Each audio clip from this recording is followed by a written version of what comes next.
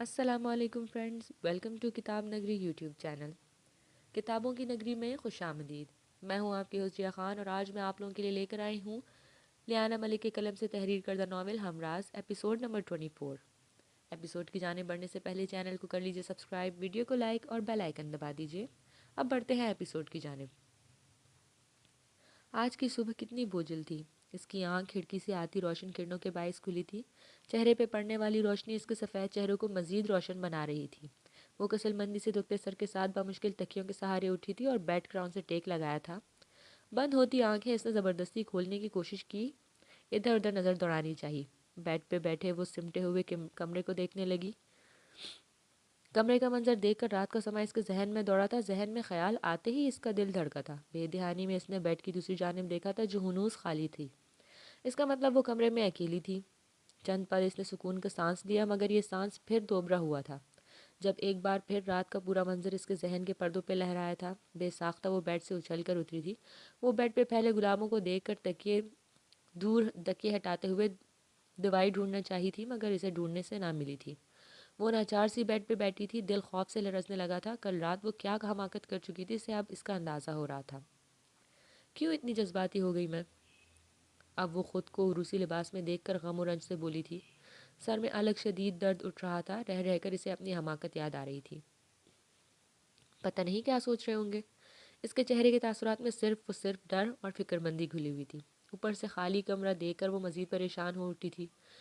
گھڑی بھی دوپہر کا 1 بجا رہی تھی۔ اتنا لیٹ سوتی رہی میں، پتہ نہیں کیا سوچ رہے ہوں گے سب میرے بارے میں۔ پہلے دن ہی اس قدر برا امپریشن اور رات کا امپریشن بھی، اف۔ وہ سوچ کر صرف افسوس کرتی رہ گئی۔ ناچار سی اٹھتی وہ کمرے میں بنے ہوئے ڈریسنگ روم کی طرف بڑھی تھی، مگر ہر پورشن میں ایمبرائڈری اور بھاری سوٹ دیکھ کر اس کا دل متلایا تھا۔ بڑی مشکل کے ساتھ ایک سوٹ کا ہینگر تھام کر وہ ڈریسنگ روم سے باہر آئی تھی۔ اس کا ارادہ اچھا سا شاور لینا تھا جس سے وہ ذہن میں چھائی تمام سوچیں جھٹکنا چاہتی تھی۔ آدھے گھنٹے بعد وہ شاور لے کر باتھ روم سے نکلی تو کمرہ ایک بار پھر خالی تھا۔ اس نے اپنا عروسی لباس صوفے پہ ڈالا تھا اور خود ڈریسنگ ٹیبل کے سامنے بیٹھ گئی تھی۔ کچھ دیر تک خود کو دیکھنے کے بعد کشمکش کا شکار تھی۔ اب وہ ہلکا پھلکا سا تیار ہو کر بیڈ پر بیٹھ گئی تھی۔ سمجھ نہیں آ رہا تھا کہ کمرے سے باہر جائے یا نہ جائے۔ اب تو گھڑی بھی 2 بجا چکی تھی۔ شام میں ریسیپشن بھی تھا۔ اوپر سے جس شخص سے منسلک ہو کر اس گھر میں اور کمرے میں آئی تھی وہ انتہائی بے نیازی برتتے ہوئے تھا۔ صبح سے ایک بار بھی اس کے سامنے نہیں دکھا تھا۔ ابھی وہ ایک ہی دن انہی باتوں کو سوچ رہی تھی جب ایک بار کمرہ ناک ہوا۔ وہ ہڑبڑا کر سوچوں سے باہر نکلی۔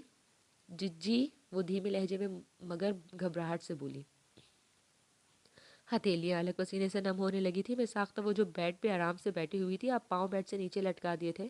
کچھ لمحوں کے وقفے کے بعد مسز حشام کمرے میں داخل ہوئی تھی۔ ان کے پیچھے 3 میڈز تھیں۔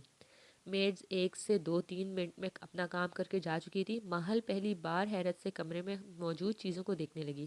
اس کا خالی بیڈ لمحے میں بھرا تھا، جبکہ دیگر مختلف قسم کے کھانے کی خوشبوؤں نے اس کی اپنی توجہ اپنی جانب مبذول کروائی تھی۔ گڈ آفٹرنون، کیا حال ہے محل؟ طبیعت کیسی ہے؟ وہ اپنے نرم و نازک نفیس سے ہاتھ کی 2 انگلیاں اس کے ماتھے پر رکھتی اس کا باڈی ٹیمپریچر معلوم کرتی ہوئی بولی تھی۔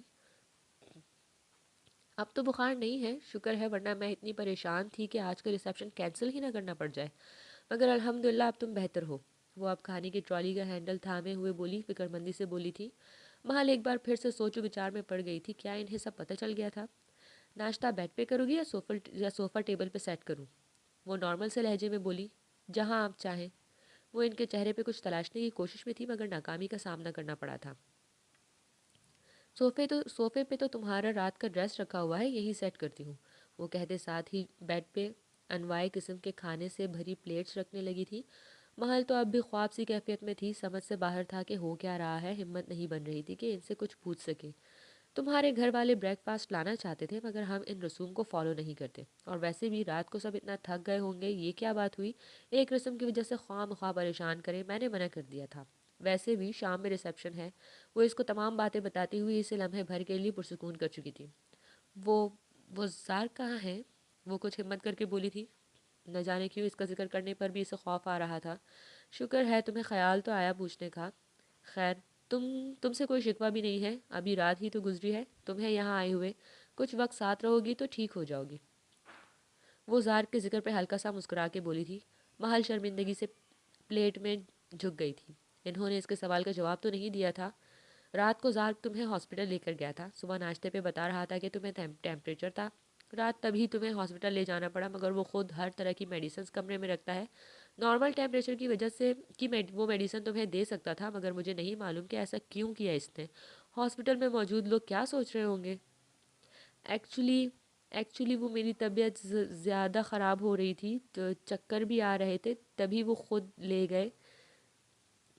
سیٹ کے ابھی وہ کچھ اور صفائی میں کہنا چاہتی تھی جب مسز حشام نے اسے روکا تھا.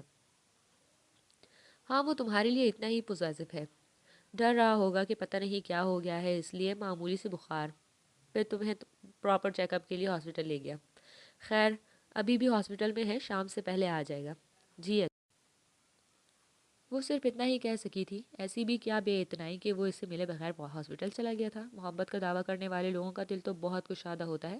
وہ تو اپنے محبوب کی ہر غلطی کو نظر انداز کر کے خیر آباد کہہ کے ان کی غلطی کو درگزر کرتے ہوئے, مگر اس نے تو اتنی بے رخی اختیار کی تھی کہ وہ ناشتہ کرتی دکھ سے سوچتی گئی تھی. وہ آنکھیں موندے چہرے پہ شرمیلی مسکراہٹ لیے تقریباً آدھے گھنٹے سے اس کے توانا بازو پہ سر رکھے لیٹی تھی اور ان پلوں کو محسوس کر رہی تھی. دل کر رہا تھا کہ وہ یوں ہی لیٹی رہے اور وقت یوں ہی چلتا رہے, نہ کبھی وہ اس سے جدا ہو اور نہ کبھی خود سے جدا ہو.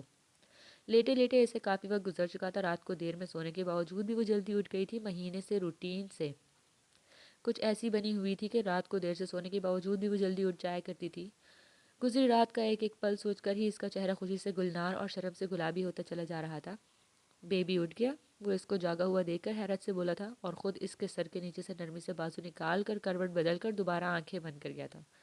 آرزم, وہ اس کا یوں کروٹ لینا برداشت نہ کر سکی تھی. کیسے وہ اس کا سکون پل بھر میں غارت کر چکا تھا. وہ طرف سے منہ کیوں موڑا, میری طرف سے منہ کیوں موڑا آپ نے؟ وہ اپنے نازک ہاتھ کے تراشے ہوئے تیز ناخنوں سے اس کا بڑھانا کندھا تھامتی ہوئے خفا خفا انداز میں بولی. گرفت میں اتنی سختی تھی کہ آرزم کے کندھے پہ ذرا سا خون کی بوند نکل آئی. انسان نیند میں کروٹ بدل لیتا ہے, یہ نارملی سی بات ہے لیلک. پلیز سونے دو مجھے, بہت نیند آ رہی ہے. رات بھر بھی تم نے مجھے سونے نہیں دیا. وہ عام سے لہجے میں بولا اور سارے الزام اس کے اوپر ڈال کر چہرے پہ پھیلی مسکراہٹ ضبط کر کے سنجیدگی سے بولا تھا. میری طرف رخ کریں آپ. وہ اس کا سارا الزام اچھے سے ضبط کرتی ناراضگی سے بولی تھی. ادھر رخ کر کے نہیں سویا جائے گا اب مجھ سے یار, سونے بھی دو اب. وہ ہنوز سنجیدگی قائم کیے ہوئے بولا تھا. لیلک کے چہرے پہ چھائے اثرات وہ اچھے سے سمجھ چکا تھا اور انہیں آنکھیں بند کیے تصور کی شکل میں ہی انجوائے کر رہا تھا. اور کتنا سونا ہے آپ نے؟ 11 بج چکے ہیں. لیلک کے گھر بھی تو جانا ہے.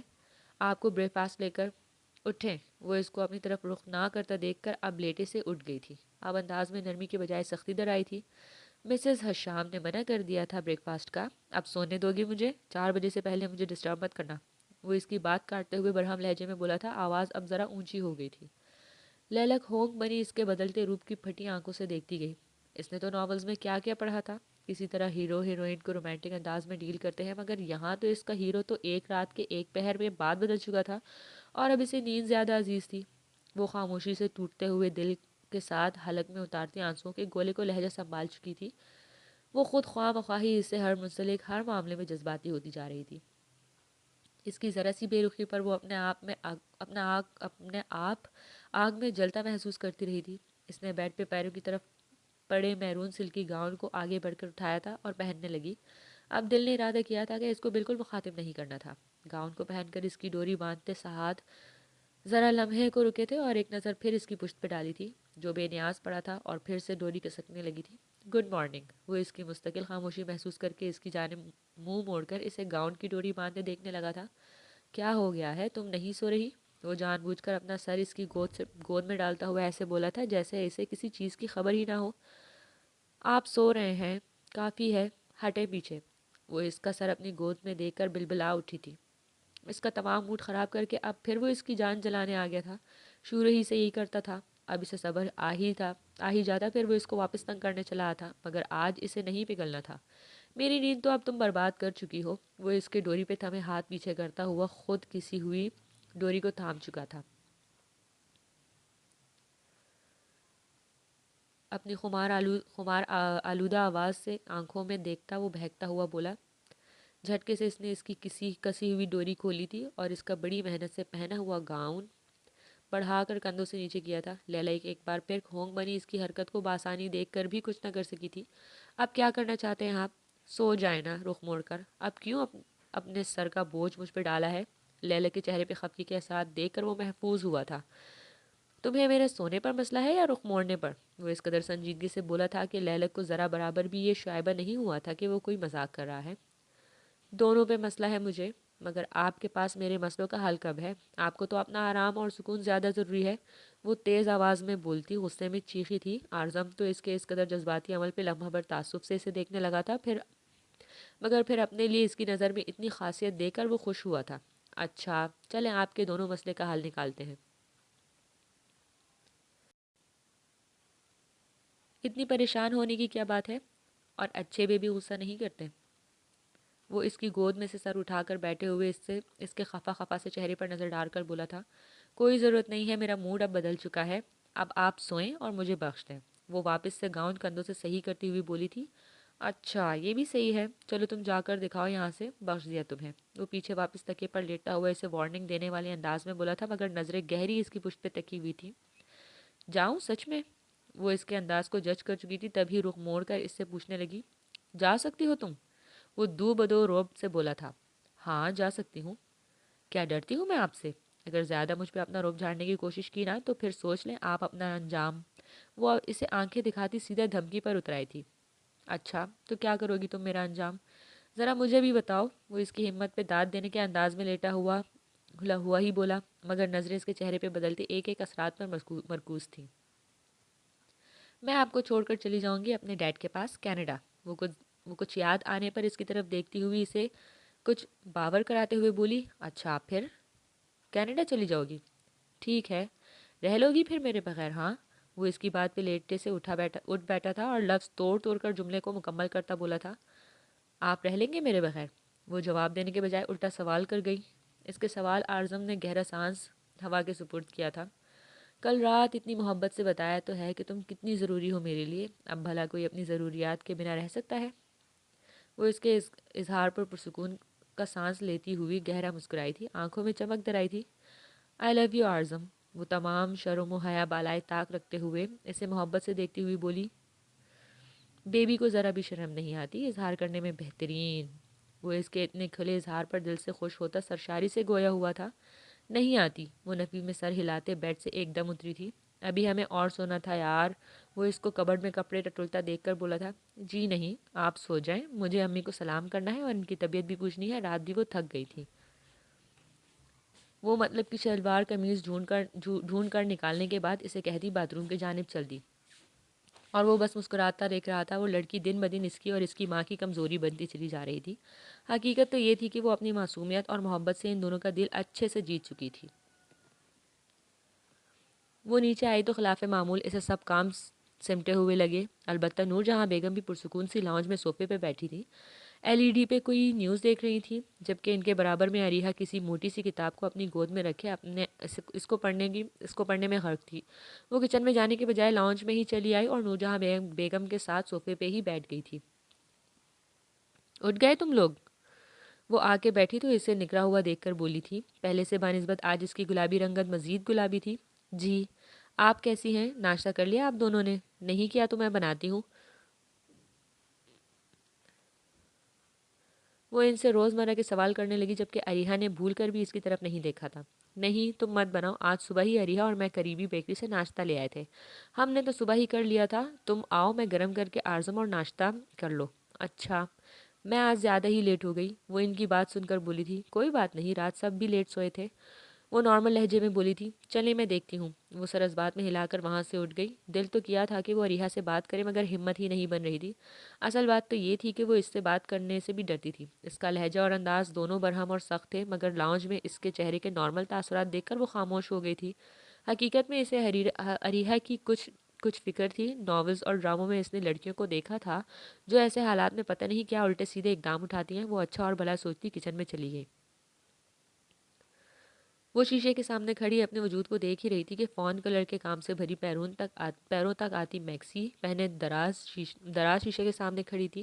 ابھی کچھ دیر پہلے ہی بیوٹیشین اسے ریسیپشن کے لیے ریڈی کرنے کے لیے آئی تھی۔ ان کے کہنے کے مطابق وہ ریسیپشن کا ڈریس پہن کر ان کے سامنے کھڑی تھی۔ سادی سی وہ اس بھری سی میکسی میں بھی نظر لگ جانے کے قابل لگ رہی تھی۔ بے ساختہ بیوٹیشین نے بھی اس کے ملائی جیسے وجود اور چہرے کو بغیر تک رہی تھی۔ سادگی میں ہی اتنی اچھی لگ رہی تھی تو پھر میک اپ کے بعد اس سے بدل جانا تھا۔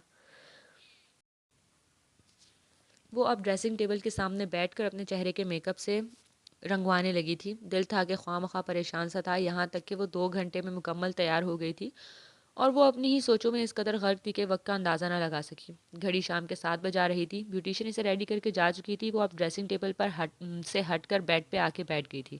اسے کچھ خبر ہی نہیں تھی کہ آگے کیا ہونا ہے۔ دوپہر سے وہ اس کا انتظار کر رہی تھی مگر کوئی علم ہی نہیں تھا۔ کوئی شادی سے پہلے ہی دن کام پر جاتا ہے کیا؟ وہ اپنے حنائی ہاتھوں کی ہتھیلیاں پھیلا کر مہندی کا گہرا رنگ دیکھنے لگی تھی۔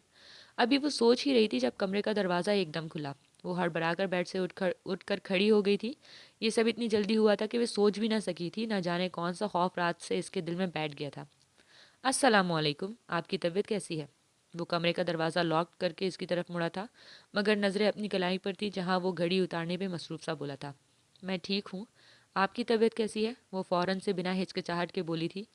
میری طبیعت کو کیا ہونا ہے، میں ٹھیک ٹھاک تھا، بلکہ اب مزید ٹھیک ہو گیا ہوں۔ وہ گھڑی ڈریسنگ ٹیبل پر رکھ کر اب شرٹ کے بٹن کھولتا اسے دیکھتا بولا تھا۔ جیسے ہی نگاہ اس کی جانب کی تھی اس کا دل ڈولتا ہوا محسوس ہوا تھا۔ اس کو تیار شدہ دیکھ کر وہ مبہوت سا ہوا تھا۔